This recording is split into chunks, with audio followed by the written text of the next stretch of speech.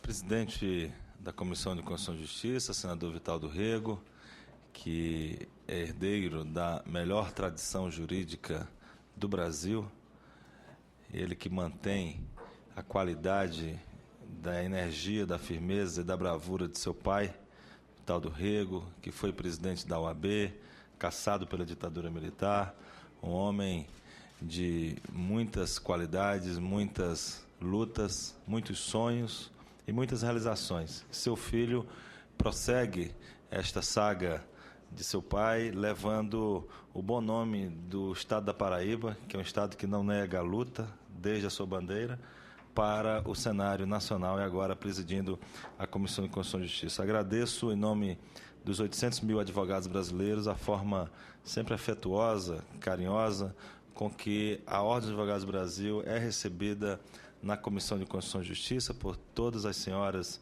e os senhores senadores, e em especial pelo presidente da Comissão de Constituição e Justiça.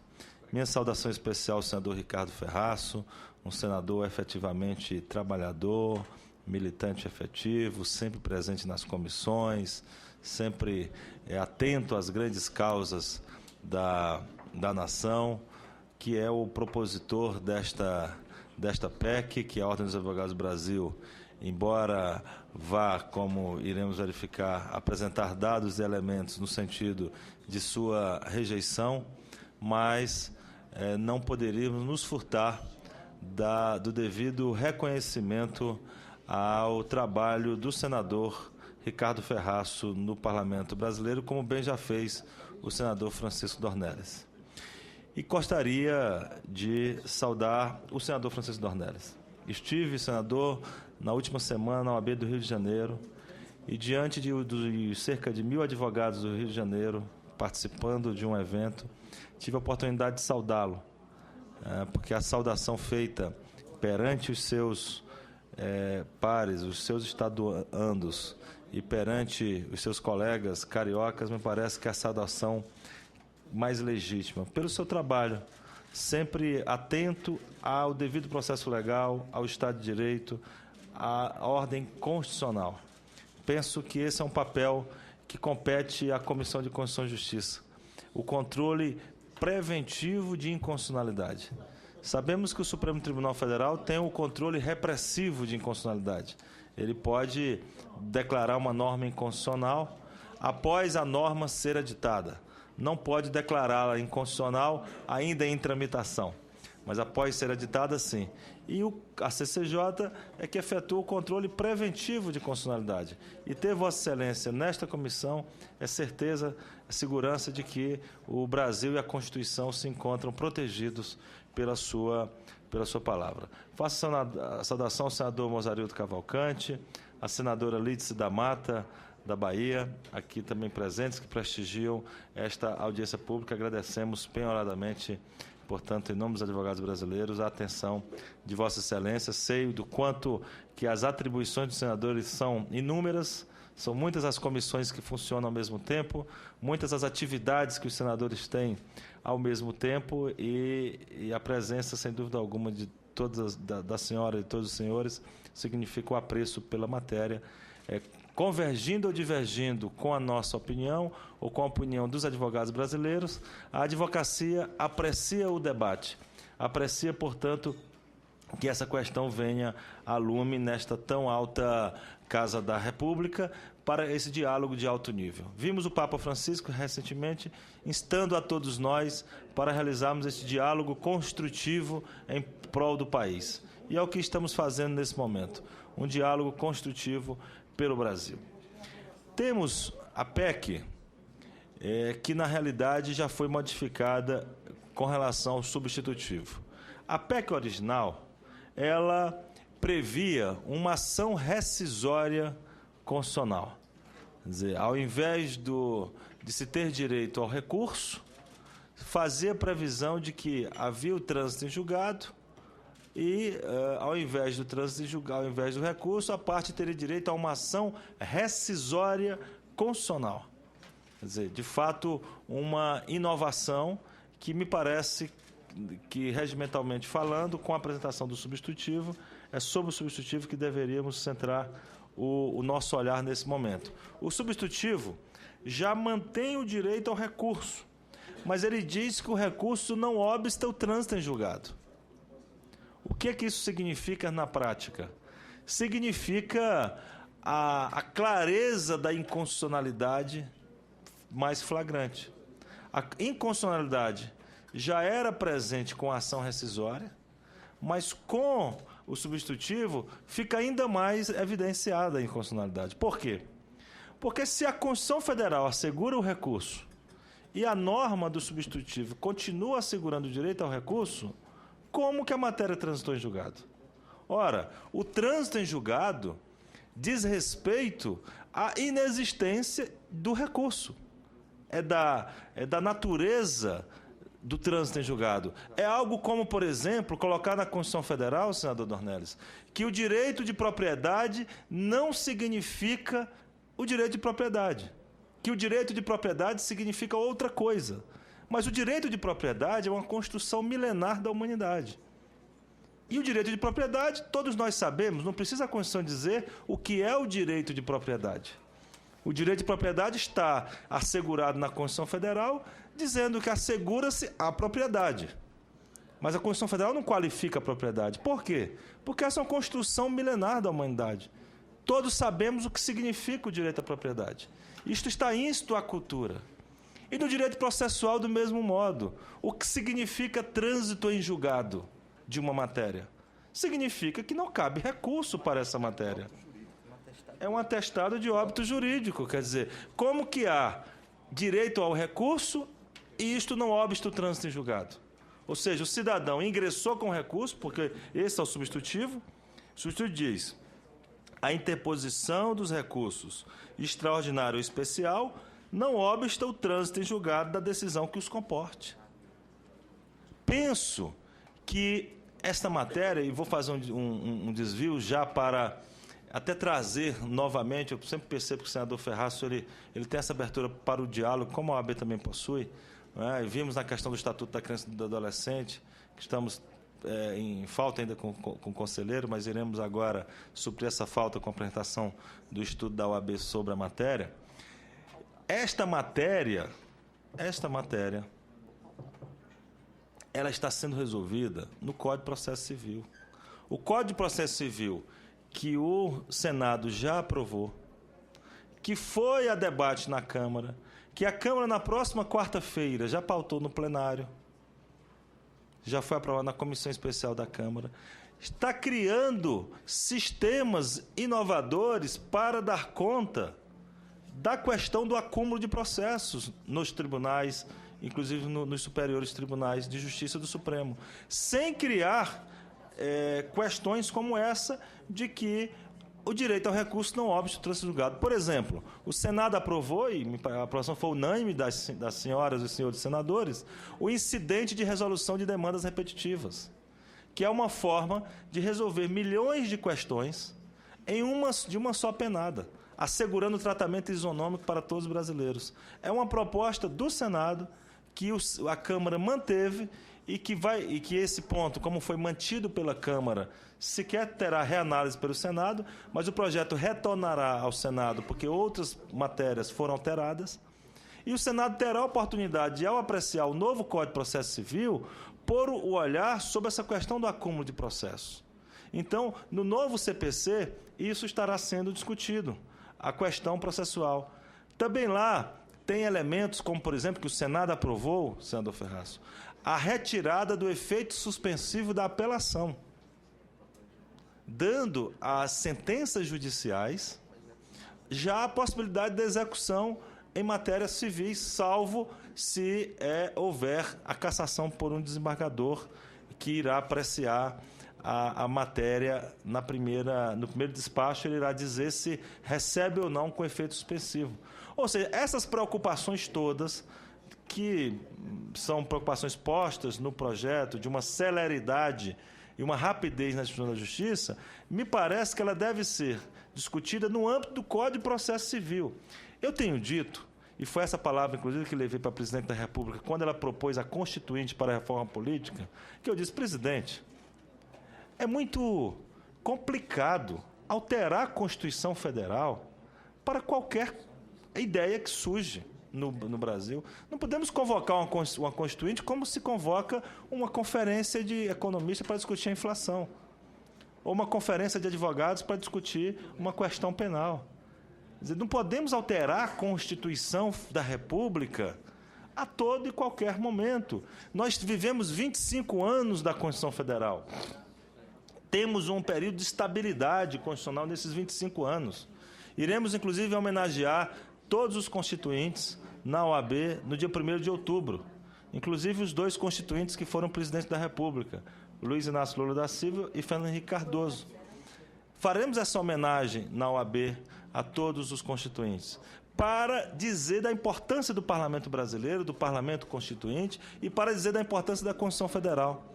Então, me parece que essas questões todas podem e devem ser discutidas no âmbito do Código de Processo Civil, que voltará já no próximo mês para o Senado. O Senado aprovou um Código de Processo Civil. Por que aprovou um Código de Processo Civil por unanimidade dos senadores? Porque o Senado apostou que o novo Código pode trazer celeridade. Então, como já alterar a Constituição Federal com o mesmo objetivo? Quer dizer, não seria mais adequado implantar o novo Código de Processo Civil? Quer dizer, o Senado vai poder novamente reavaliar. Aprovado o novo Código de Processo Civil, senador Dornelles, implantado, posto em efetividade, se ele não der conta de resolver as questões postas de celeridade, poderemos analisar uma alteração na Constituição Federal. É que eu percebo que no Brasil há uma espécie de sofreguidão. O Congresso acaba de aprovar uma medida que objetiva a celeridade, o novo Código de Processo Civil, e já estamos cuidando de uma outra medida constitucional para tratar da celeridade sem que aquela primeira tenha sido posta em prática. Então, se o Senado aprovou à unanimidade o novo CPC, é porque o Senado, à unanimidade, disse que o novo CPC trará celeridade. Então, vamos apostar no novo Código de Processo Civil. Então, já fazendo esse parênteses para dizer que, na nossa opinião, nós teríamos que esperar o novo CPC, os resultados do novo CPC, para ver em que medida ações como essa seriam necessárias, eu volto ao debate sobre esta ação especificamente. Porque se esse projeto fosse, na opinião dos advogados brasileiros, respeitando as opiniões diferentes, eu sempre costumo dizer que não somos donos da verdade, trazemos só a nossa opinião, uma análise que o Conselho Federal da OAB fez junto com o Instituto dos Advogados Brasileiros, é uma voz uníssona na advocacia brasileira de que este projeto ele fere princípios constitucionais. Então, além de ser, portanto, um projeto que poderia esperar o novo CPC, ele em si é um projeto também que fere diversos dispositivos constitucionais. O primeiro é este, é considerar que o trânsito em julgado irá ocorrer mesmo com a interposição de recurso. E não vou repetir o que já disse, porque não pode, a Constituição Federal pode muito, mas não pode tudo. A Constituição não pode mudar a natureza das coisas. Ela não pode dizer que num pote de sal tem açúcar. Fica declarado que no pote de sal consta açúcar. Fica declarado que propriedade privada não é mais propriedade privada, é outro instituto. Há coisas que não podem ser mudadas. O que é o trânsito em julgado de uma matéria? O trânsito em julgado de uma matéria é não comportar recursos. Ora, se comporta recursos, não pode ter trânsito em julgado. Podemos discutir outros assuntos, outras questões, mas não essa do trânsito em julgado. Então, me parece que fere, sim, uma cláusula pétrea constitucional, além da questão da essência do Instituto, a cláusula pétrea constitucional, aprovada pelo Congresso Nacional, de que a todos fica assegurado o direito à ampla defesa com os recursos que são inerentes. Senador Dornelles, o que significa uma ampla defesa? Veja que as senhoras constituintes e os senhores constituintes foram sábios. Ele não assegurou a defesa, ele assegurou a ampla defesa. Veja que veio qualificado a defesa, qualificada na Constituição Federal. O que é uma ampla defesa? É uma defesa efetiva. Do que adianta recorrer se já fez trânsito em julgado? Do que adianta recorrer se o cidadão vai para a cadeia? E depois, esse tempo que ele ficou preso, quem vai restituir? O recurso é provido. Quem irá restituir os dias em que o cidadão ficou preso indevidamente? Não tem restituição alguma para um dia, um minuto que um cidadão ficar injustamente preso. É disso que se cuida aqui. Quer dizer, é algo muito grave. Eu até vejo que as intenções são as melhores possíveis, mas é papel da OAB trazer esse alerta ao Congresso Nacional. Aliás, fomos convidados, creio que com essa base. E o senador Dornelles já trouxe os números, que são os números que realmente apuramos, que temos apurado das estatísticas do Judiciário. Senadores, 65 mil recursos especiais foram providos pelo Superior Tribunal de Justiça. 37%. O que é que significa 65 mil recursos providos? 65 mil seres humanos por ano.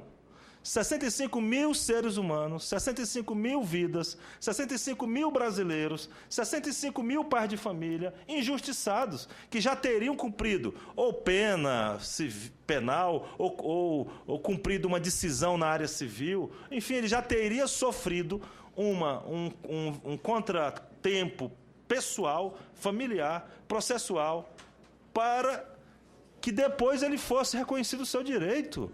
Eu penso que o legislador e nós todos brasileiros não podemos colocar 65 mil pessoas por ano em risco para resolver um problema de acúmulo de processo em Tribunal Superior.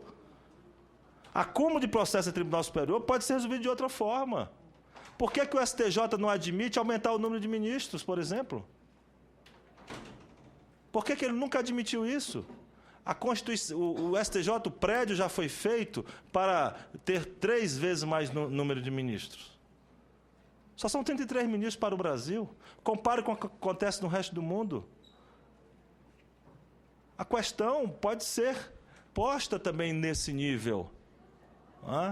Outras maneiras podemos verificar para se diminuir o acúmulo de processos, mas não colocar 65 mil pais de família, mães de família, em dificuldades por ano no Brasil por conta de um acúmulo de processos. Eu penso que um cidadão que ficar injustiçado não justifica termos uma medida como essa.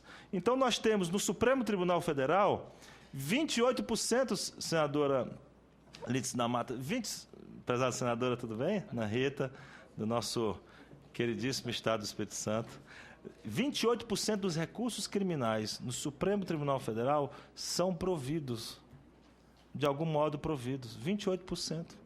Então, é mais que 1/4 dos recursos. Então, como pode-se dizer que são recursos protelatórios, se são providos?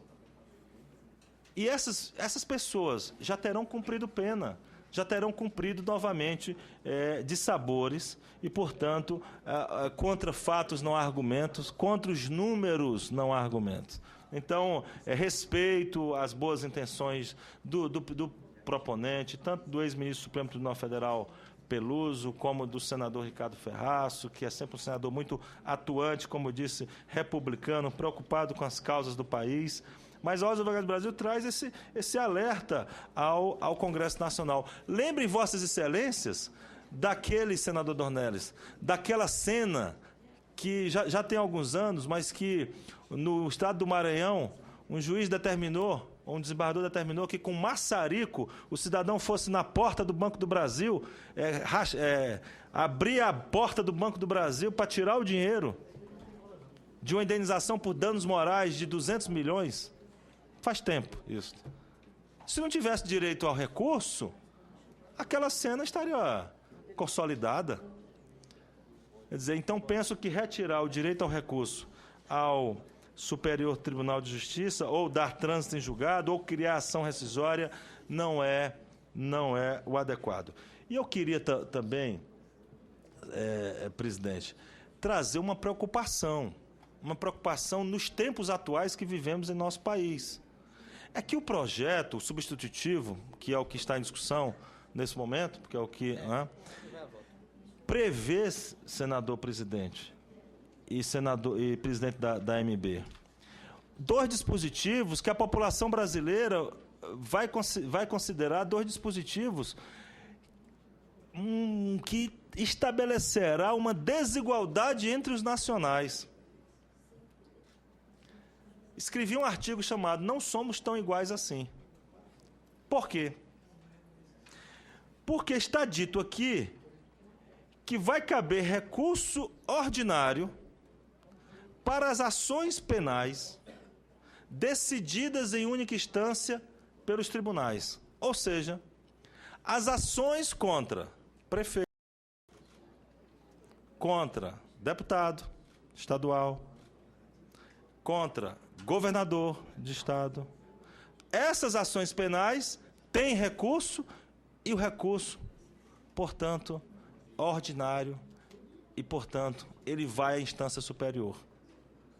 Para todos os brasileiros, é um tratamento. Para todos os demais. Para os brasileiros de foro privilegiado, é outro tratamento. Penso que isso aqui também é um alto risco no momento que vivemos em nosso país. Quer dizer, a PEC, ao ponto que põe o cidadão desprotegido do recurso, mas põe a salvo quem possui foro privilegiado.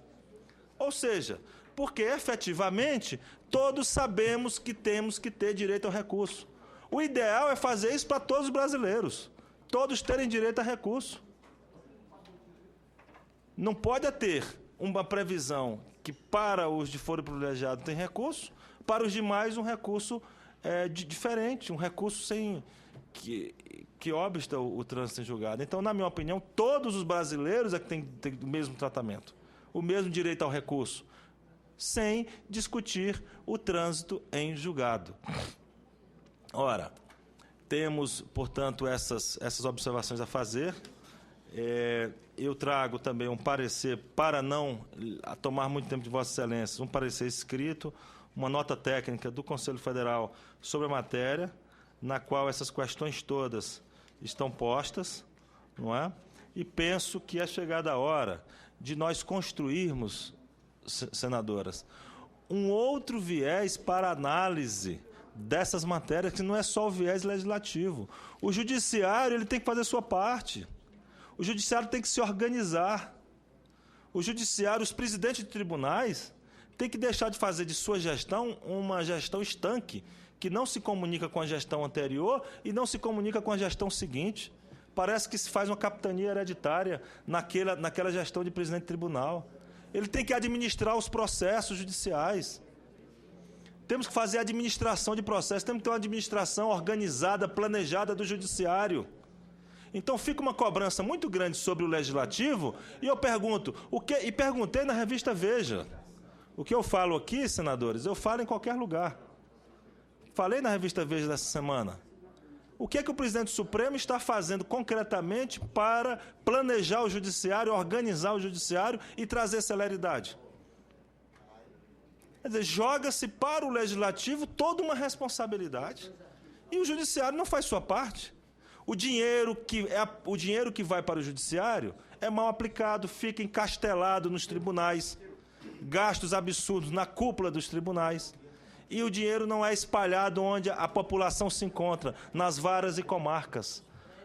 Os prédios suntuosos dos tribunais.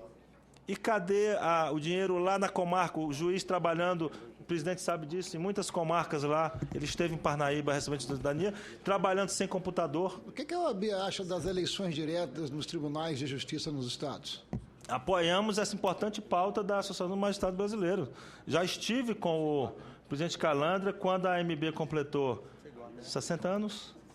60 anos, ano passado, estive numa sessão do Senado. Naquela oportunidade, eu tive a oportunidade de dizer que a OAB está a favor dessa proposta para democratizar a justiça brasileira. Então, o judiciário tem que se abrir também. Então, nós temos muita cobrança sobre o legislativo e o judiciário continua encastelado, distante da realidade e jogando uma culpa sobre o Congresso Nacional. A culpa é do legislador. Não. A culpa também é do judiciário que não administra os processos. Não é? E, portanto, e outra, estamos apoiando também, senador Ferraz, uma campanha do corregedor do CNJ, que significa juiz presente na comarca. O que é que acontece hoje no Brasil? O magistrado trabalha nas terças, quartas e quintas. O que nós chamamos de magistrados TQQs. Não trabalham nem sexta nem segunda. O que é que o CNJ está fazendo? Obrigando a todos marcarem audiências segunda e sexta-feira, de todos os níveis. Por quê? Porque, tendo audiência segunda e sexta-feira, serão obrigados a trabalhar segunda e sexta, a semana inteira. São questões também estruturais importantes que nós temos que cobrar que o Judiciário faça e não jogar a culpa da falta de celeridade só no Congresso Nacional. Então, penso que, além dessa mudança estrutural, da mudança cultural, nós, advogados, temos que fazer a nossa parte. Os advogados públicos têm que deixar de recorrer de tudo. Direito de férias de servidor público. A AGU ou a Advocacia Pública recorre até ao Supremo. Ora, não foi pago as férias de um servidor público. Não foram pagas. Que matéria constitucional tem nisso? Mas há um recurso. E nós sabemos, senador Ferraz, que existe a possibilidade da Advocacia Pública editar súmulas administrativas que, com base nessas súmulas, os advogados públicos ficariam sem ter a obrigação de recorrer, senador Dornelles. Então, nós temos que cobrar da Advocacia Pública. Por que não editam mais súmulas administrativas? Foi o senador Gilmar Mendes que instalou, quando era, o ministro Gilmar Mendes que instalou, quando era da AGU, as súmulas. Então, nós temos que ver por que a Advocacia Pública não edita as súmulas. Cerca de mais da metade dos processos que estão nos tribunais são da Advocacia Pública, que recorrem de tudo. Então, nós, advogados, temos que fazer a nossa parte também. Então, penso que, com a mudança cultural de todos os atores, a mudança estrutural e com o novo Código de Processo Civil, que o Senado já aprovou e que retornará a apreciar alguns pontos, nós teremos já a resposta legislativa, com o novo CPC, para a questão da celeridade, sem tirar do cidadão, principalmente em matéria penal, o direito ao recurso, ou manter o direito ao recurso, mas o trânsito em julgado. Porque, na minha opinião, senador, não há um bem maior do que a liberdade. Tirar um dia uma liberdade de um ser humano, ele tendo ainda direito a recurso, para cumprir pena, esse é o nosso sistema penal brasileiro. Nós somos um país que acreditamos na dignidade da pessoa humana, um país essencialmente cristão. Um país que respeita o próximo, um país que diz o seguinte: é preferível que não tenhamos um inocente preso, mas que tenhamos 1000 culpados soltos, mas esse um inocente não justifica. Porque se um inocente é um ser humano que será detido indevidamente por um dia, por um minuto que seja. Não podemos permitir esse poder ao Judiciário brasileiro. Enquanto houver recurso, não pode haver cumprimento de pena. Enquanto houver recurso, o cidadão tem direito, sim, a ser respeitado como inocente. Isso está na Constituição Federal, senador Dornelles.